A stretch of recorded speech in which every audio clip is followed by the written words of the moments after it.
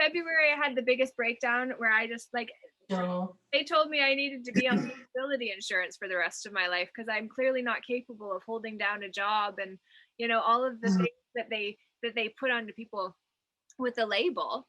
And it's Yeah. like, you have no idea what I'm capable of, actually. Thank you very much. Mm. But at that Mm. point, I gave up on myself, and I Mm. totally bought into Bless the stigma. you. And I kind of just was, and everybody was judging me so hard. I lost most of my family because of that, obviously. Yes. She won't even Yes. acknowledge me. And she was like my Reiki master and guide No. from the time I was like 13, when my dad like turned to her spiritual healing circle when my parents split. So it's just Sure. all of those Mm. things took place right before Wow. and took off, and I Yeah. got a job working as a cashier at a grocery store, Rita. And I Yeah. wear a mask the whole time. And 2-3 weeks ago, I lost my job because I won't wear a mask. And it's just like, I'm standing and I'm calling warriors to stand too. And when I had worked with you, I was so grateful. Like, you were such a guide and a support when I was over there, Rita. And like what you had said about little white wolf in that Mm. one session was so powerful, because it's like, now I'm understanding, like, there's actually worlds underneath where like you can go for sacred information. And that's where I was like waiting to emerge now. And it's like, okay, like I'm ready. And it's like, I want to share the people that have been impactful. So I know I've shared a lot now, but it gives context for kind of where I've been since. Mine's been No. probably far more traumatic, but I'm glad that it was me having to go through it than other people, because frick, man, the lessons were golden, but the experience was damn. Mm. Mm. Oh my goodness, that's a roller coaster. Totally. The raising of humanity's consciousness for compassionate living.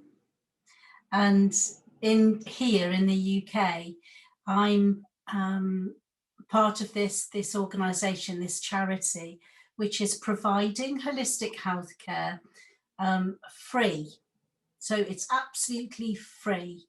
If you can't afford it, if you've got insufficient income, you can have 3 holistic therapies and a whole mindfulness course, which is 8 weeks. And then I eventually want to see this being available to everybody. So if you're not on benefits, if you're not on income support, you can offer a donation. If you're extremely wealthy, then give us, what is the fee that's considered right for that therapy. So we have social prescribing now in the United Kingdom. I don't know if you have it over there. No. Well, so social prescribing came in 2019, and it's really where the one pill doesn't fit idea. So if you're suffering from various health illnesses, mental illness or physical, you can ask for an alternative. What else is out there? Well, if you've got, physical aches and pains, maybe massage or aromatherapy or osteopathy or chiropractic, acupuncture. And the social prescriber's job is that she signposts you. So she'll say, oh yeah, there's this organisation and they offer it freely. Or there's this organisation and they offer, 60% reduction. So we now want to be that signpost where people will say, okay, I can go there and I can have some aromatherapy to help me feel better, or I can have some healing to help me feel the compassion, help me open my compassionate side. And that's what mindfulness is really about. It's about being aware that you are an empath. You can empathize with people, you can open your heart, and you can also do that in that strong place where you are in your warrior light. You can do that in your divine light, that goddess, that God. And you can also be that third person looking in. So you've got this incredible energy of protection and love around you. And that's where I want the energy to be. I want the energy to be with our healthcare system, that they can see that there's an incredible holistic service worldwide available to everybody who wants it. Because always the barrier has been financial, hasn't it? So that's always been, that's why I set up the charity. The barrier of the financial barrier has always been wrong, because I see it as part of our healthcare, part of our healing for humanity. Absolutely. And as Yeah. part of that healing process for humanity, speak about your perspective of what's going on and what we're being called to do. Yeah, I can speak from a personal perspective. I know that what I'm called to do is bearing the light. The light is flowing through me. I say the great invocation every day and every night. Do you know the great invocation? No. No, it was channeled to Alice Bailey in the 1900s from Dwell Curl. Dwell Curl's an ascended master. You probably know of Dwell Curl with Saint Germain and Jesus Christ.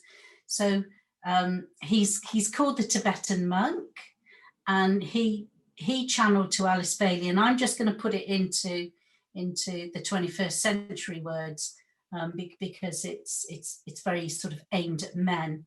So it goes from a point of light within the mind of God. Let light stream forth into the minds of humanity. May light descend on earth. And then from a point of light within Christ consciousness, may light descend into our hearts. May love descend on earth. And then from the point of light within the will of humanity, may it serve the purpose and the little wills of humans, not men. So I put the human and the humanity into it. And may it seal the door where evil dwells. So it's calling for Christ to return to earth, and it's calling for evil to be sealed once and for all. And then may the plan be restored to earth of love, light, and power. And we say that 3 times, because the plan of restoring power to earth is essential for Earth's ascension process, because we're all ascending. So we can accept that we're going to ascend, and we're now in the 4th and 5th dimension, or we stay in the 3rd dimension. And I see it, sort of the 3rd dimension is this heaviness, this fear that is accumulating and just absorbing everybody into this darkness. Well, the light left us 2,000 years ago, and it's now back in. So this is the age of Aquarius. So let's all shine our lights. Our lanterns and our lighthouses. What do you mean by the light left us 2,000 years ago and now it's returned? Yeah, when we were in the Piscean age, the Christ consciousness and how religion took over, and in my understanding, not only just took over, but also brainwashed. And then fear came in, because fear doesn't exist. Fear is totally man-made in the mind. Fear is so far away from your reality of love and truth and beauty and expression of who you are as a human being. But, fear is that familiar pattern that you think, oh my goodness, I must do as I'm told. I must be that person that everyone expects me to be. When you express your true love and your true compassion, you see the world in a different place, and the place is beautiful, and your nirvana, your Garden of Eden, is what you create. And when you create it, everything around you is then attracted into that Garden of Eden, to that beautiful place of healing. And we all have it, every single human being. We are the envy of all the universes. United verses in song. it's all the songs being sung about the one that we are. Yes, yes, yeah. And planet Earth, that's known as Gaia, is the planet of music and love. Human beings, when my understanding from my channelings with my higher self, Mina, when Gaia accepted humanity, she accepted us with compassion and love, totally unconditional. And that's what she got back initially, until it all went a bit to fear and fighting and protection and all the glamour, all the materialism that goes with owning. Then that raped her and abused her and left her in a sorry state. So now Gaia is aware that this is the time for her to really express this beauty, this magnificent beauty that every single one of us have got. And we have so much beauty, it's incredible. And so much love here, so much love in our heart. It's amazing.